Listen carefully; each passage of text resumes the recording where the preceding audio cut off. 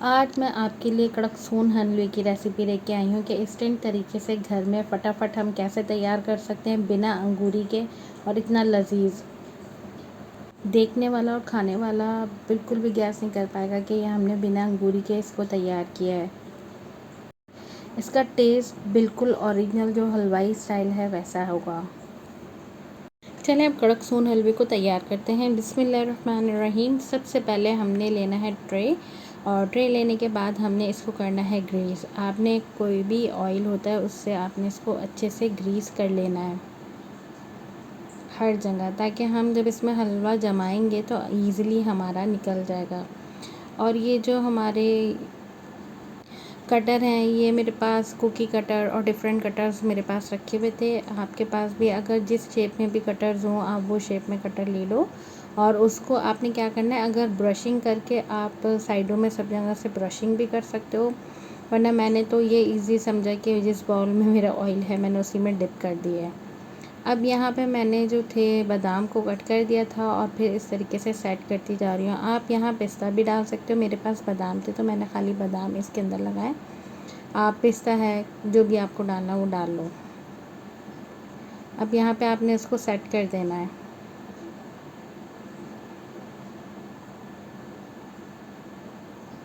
चार चार पाँच पाँच पीस लेके सब जगह आपने अच्छे से सेट कर लेना है।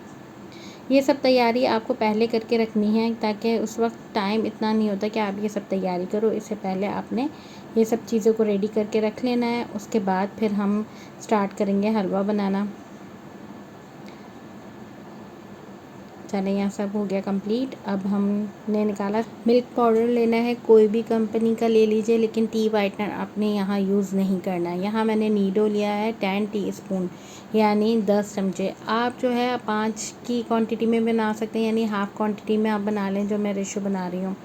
यहाँ पे मैंने 10 चमचे जो थे मैदा लिया है, 10 चमचे ही मैंने सूखा दूध लिया है और इन सब चीज़ों को बहुत अच्छे से मिक्स किया है। अगर आपने बनाना है तो आप 5-5 चमचे ले सकते हो और इस तरीके से बनाओ।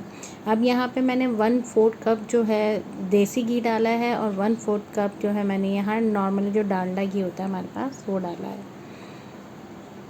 अगर आपने क्वांटिटी कम में बनानी है तो इसकी हाफ़ रेशो में आप इसको बना लो।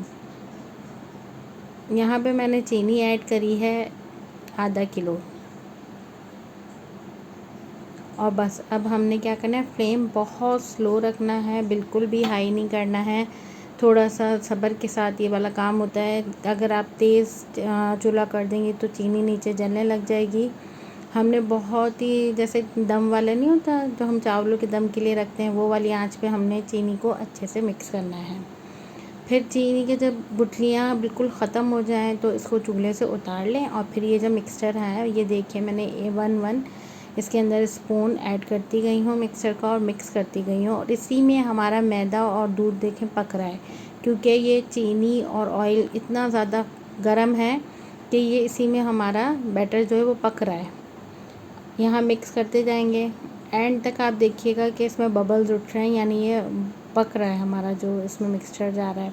मैदा भी कच्चा नहीं रहेगा। तो लोग समझते हैं मैदा कच्चा रहेगा, नहीं, ये इसमें अच्छे से हो जाएगा।